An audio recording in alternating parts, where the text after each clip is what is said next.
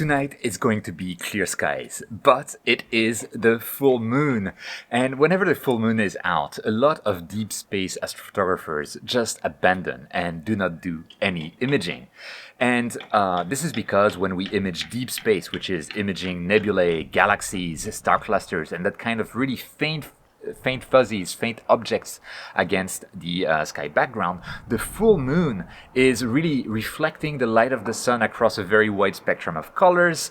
It really propagates around the whole sky just like the sunlight does, and especially if it's foggy, kind of like it's going to be apparently tonight, or smoggy, like with a haze, then the moonlight is even more dispersed across the atmosphere, and it really completely destroys the contrast between the target that you're trying to image and the background. So the full moon is the worst part of the month to do astrophotography or deep space astrophotography, except that you will see that in this video it is for me probably the most fun part of the month. I'll be going to that towards the conclusion of the video, because when it's the full moon, there are no stakes. You are imaging because you want to image.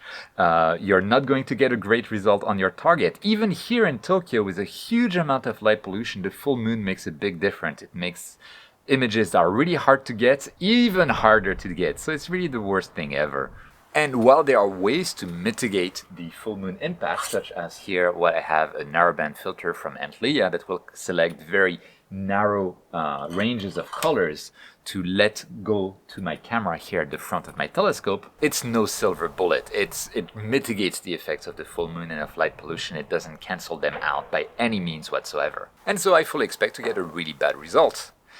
But again, I don't care, because the full moon is the most fun part of the month. It is when you can feel free to do whatever you want. You have no stakes, you have no regrets if you have to throw away frames because of poor guiding or wind or whatever. It's just like when you can experiment and have fun. And so let's have fun. I've actually used the 2 previous nights, so right before the full moon, to image the nebula called the Jellyfish Nebula, which is awesome. It's a beautiful little nebula that actually looks like a jellyfish, and I absolutely love that. In astrophotography, you have like those distant objects. That nebula is something like 5,000 light years away, and we believe it's some kind of the result of a star dying, which is super cool, except that it has the shape of a jellyfish.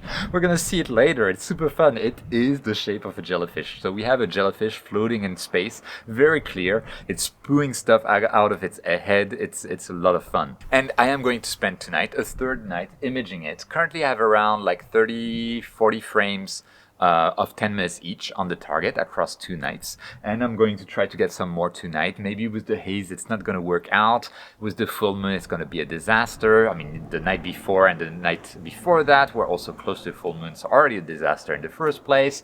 So it's all terrible, but I don't care. It's all for good fun. If you don't attempt to image, you're not going to get an image. And so I do attempt to image. I am going to get an image, and we'll be also looking at the same time at the results of this AM5 mount. This will be my 4th night using this little mount that I have on loan from ZWO, the maker. For now it's worked really well, although it is going to be more windy and more hazy tonight, so I expect worse guiding, which is kind of like fine.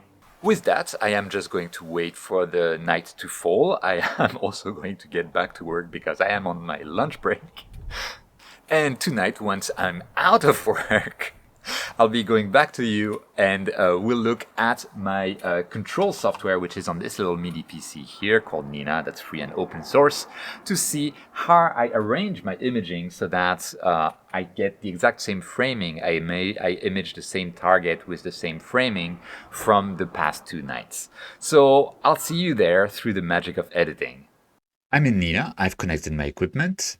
And what I'll do a bit differently than usual is that in the framing wizard, because I forgot to save my sequence from the previous day, I want to make sure that I restore my framing, the exact same framing I had the previous day.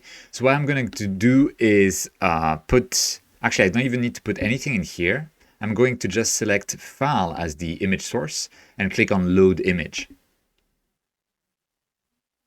It will open a dialog, and in this dialog I can select the folder that contains my file from the previous nights, and I'm going to take I don't know, this one at random, and it will open the file, and based on the metadata that is embedded in this file, it will suggest that this is probably what I was using and the target I was looking at.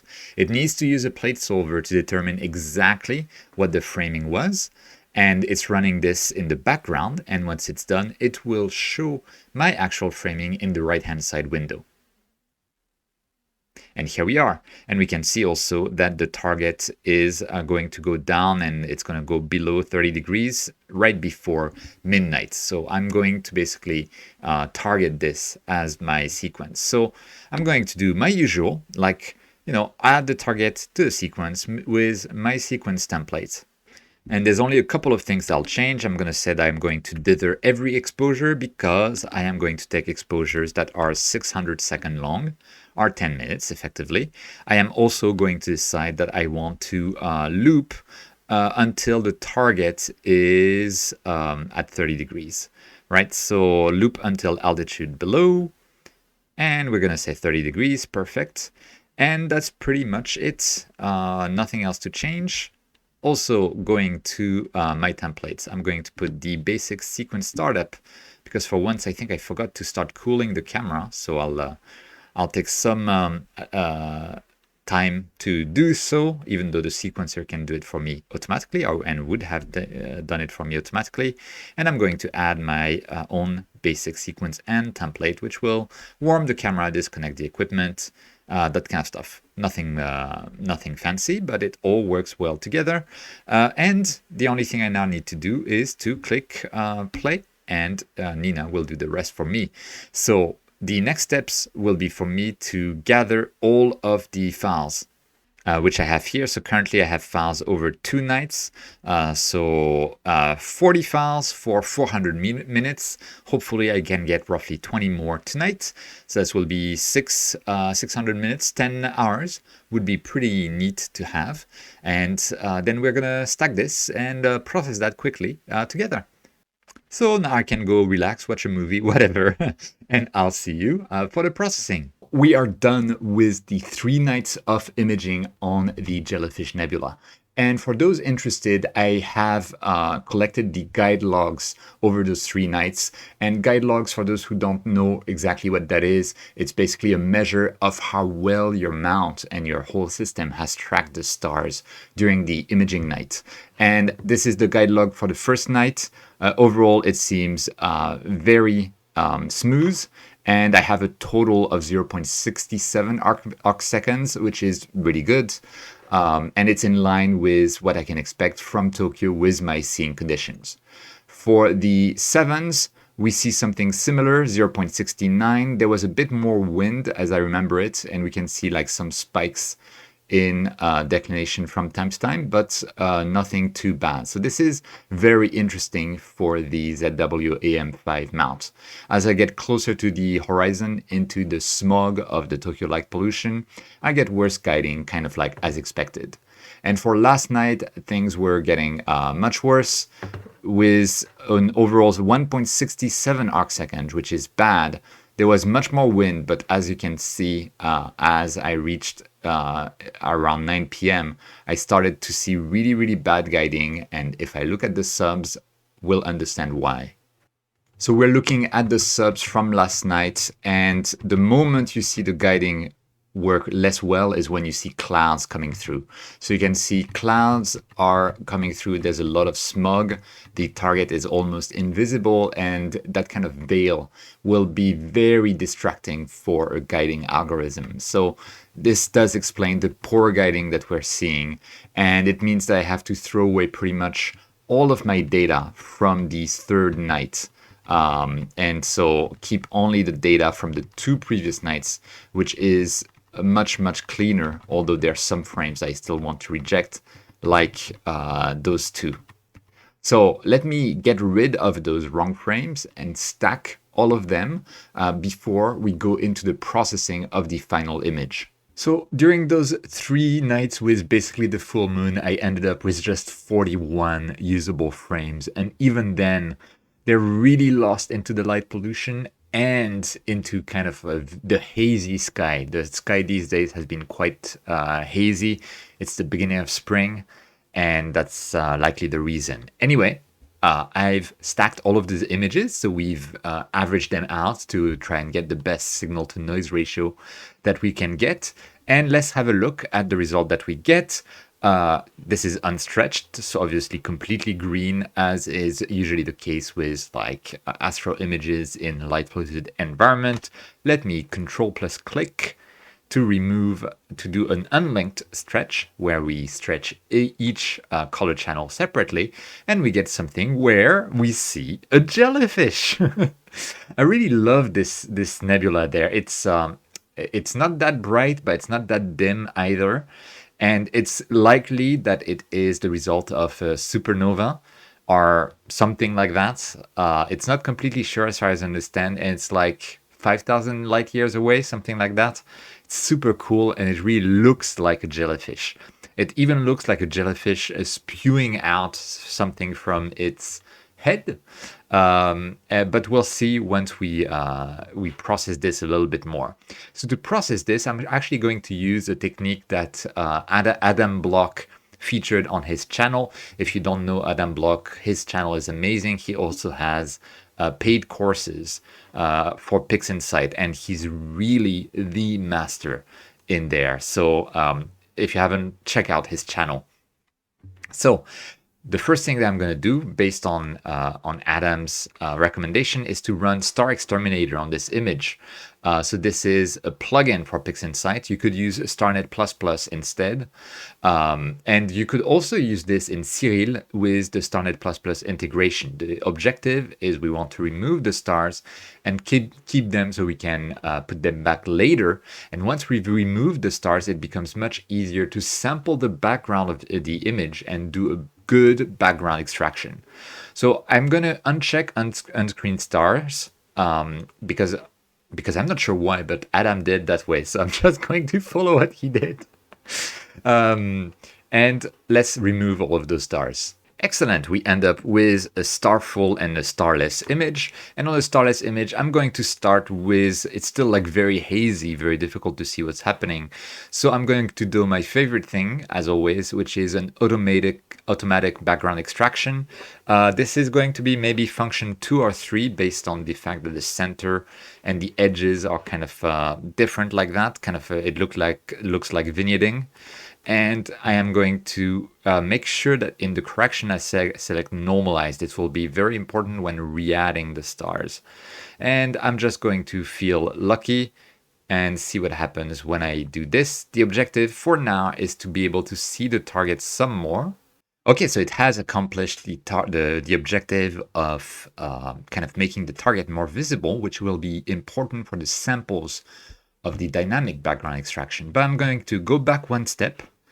And we're going to try a function degree of 3 as well on this, just to see what happens. This is what we get. Actually prefer this. It feels a bit easier to handle. So I'm going to keep this result. And now we can go to the dynamic background extraction where we choose our samples. For that, again, all of the steps, you should be able to do them in Cyril as well. So I am going to put my tolerance to a super high value because we don't have stars.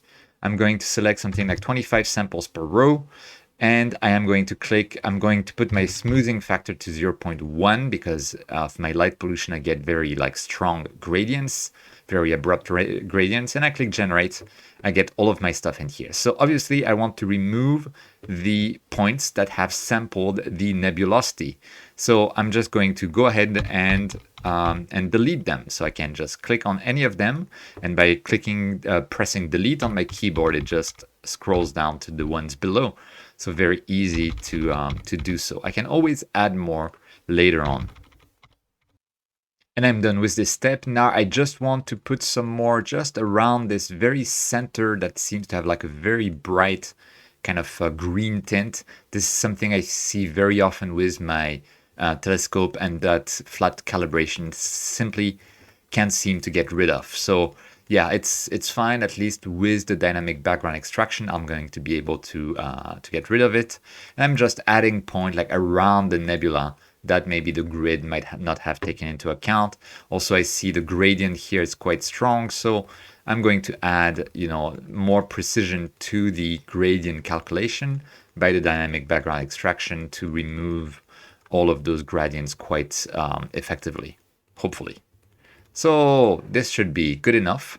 And I'm going to go to my target image correction, subtraction. Again, don't forget normalize. And I'm feeling lucky, so I'm going to replace the image directly. And we are done. The result is quite impressive, especially for a light polluted city like Tokyo. Under the full moon, I managed to really get rid of the background. We can see the contrast with the nebula is terrible. This is Tokyo, smog, haze, and full moon put together. The ultimate combo. I'm going to rename my star image to stars. And the next step is to add it back. Adding it back is just pixel mask. You say, I want to add to my target, $T, I want to add the image called stars. And it should be as easy as that. Yep, the stars are back. We're back in business. I am going to run Blur Exterminator. This one is only available in PixInsight, and it is magic. So in Blur Exterminator, I'm just going to use the default settings. I'm going to drag that here. And we can see the before and after result. It's quite striking, as always. My next step is going to be another one of those things that is a paid add-on to PixInsight. It's Noise Exterminator. I'm going to be fairly violent with this image because as we can see, the noise is horrible. And I'm not looking for an APOD or anything like that. This is taken under the worst possible conditions. So yeah, I'm just going to blast the image with noise reduction, noise extermination.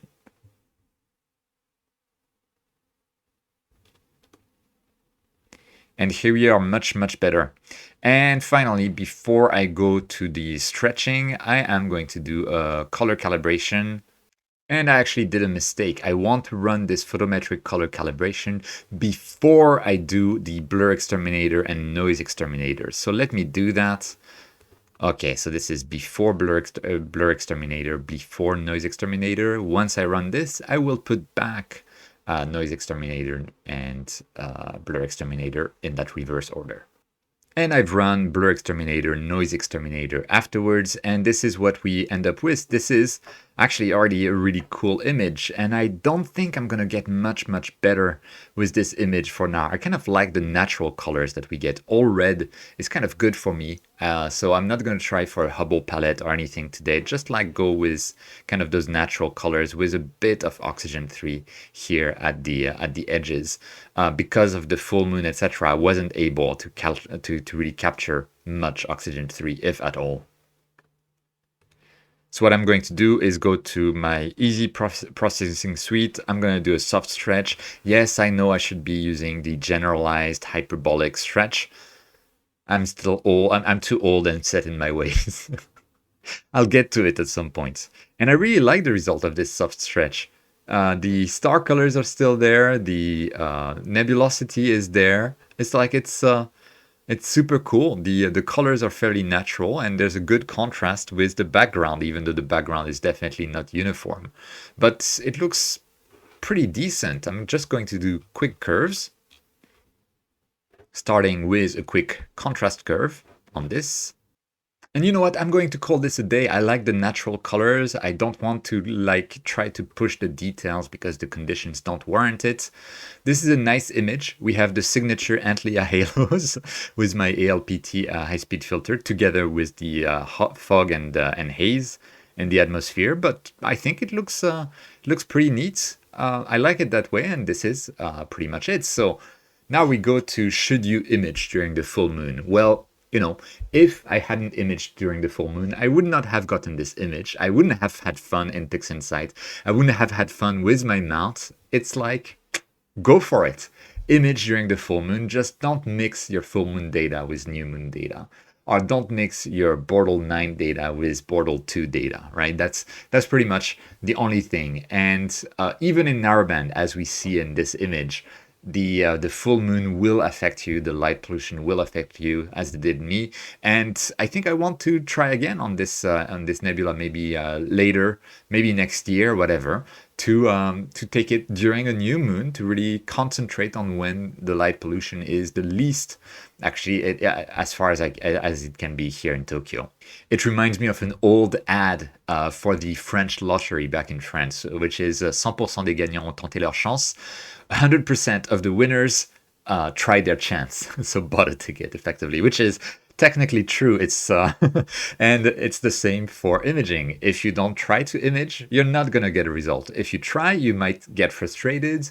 You might have issues with your image. It might be more difficult to process than usual, but you're not gonna get the best result ever. But you are going to have fun. You are going to learn new things. You are going to see the limits of your capabilities and the limit of the processing software and how light pollution affects you. It's always fun. So, and of course, you can use the full moon to do tests of your guiding to try to enhance your guiding parameters and play with your polar alignment, whatever.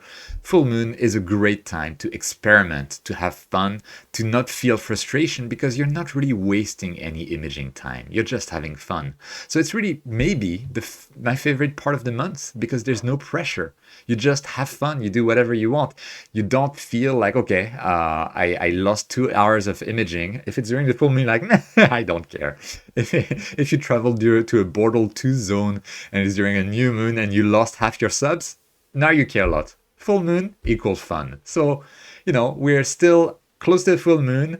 It's gonna get better soon, but for now, enjoy the full moon, have fun with your imaging, experiment, get frustrated, but since you're not working towards a great result, it's all in good fun. So enjoy it, and if you like this video as well, you can go down below, click the like button, subscribe to the channel, leave a comment, and actually all of those help me a lot. So please tell YouTube that this video is interesting. Also, if you feel like it, you could join my Patreon or join the channel to support me. All of my channel members and Patreon members, thank you so much. You really make this channel possible. So thank you so much. And if you want free ways to support me financially, you can go in the description and click on, if you're planning on buying anything Astro related, there's affiliate links to several Astro shops. Also, if you're planning on buying anything at all on Amazon, you can do so after clicking the Amazon affiliate link. That helps me. So with that, thank you so much for watching. Don't forget whenever you can to look up at the stars, and I'll see you next time.